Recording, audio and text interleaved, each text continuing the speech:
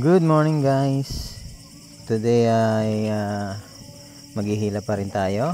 Pang 5 days na natin. Siguro naman ay matatapos na natin ngayon yung hilahin. Ayan. Pang 5 days na natin guys. At paahon na naman tayo sa bundok.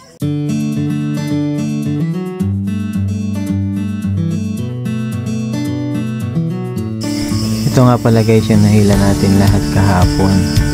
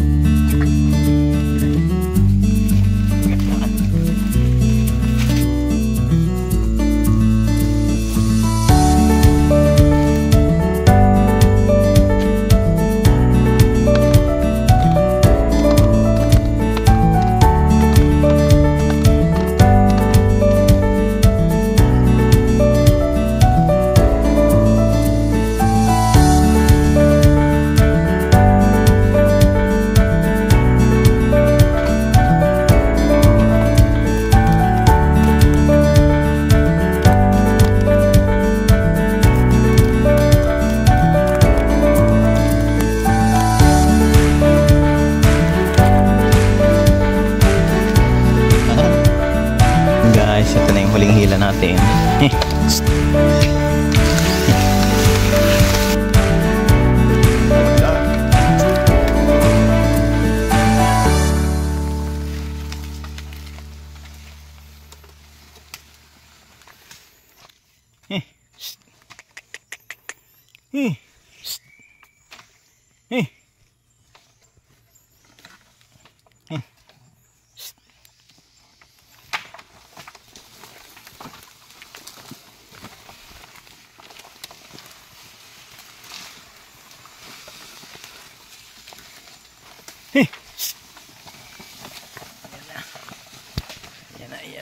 Yan na.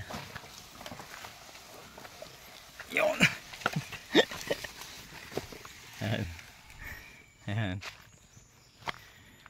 Yan na lahat yung ating niyog sa loob ng 5 days. Ilang araw na yan? 5 days. Ito nga pala guys yung dahilan kung bakit balat ang naipangalan natin sa kalabaw na ito. Ayan, sobrang bait niya talaga.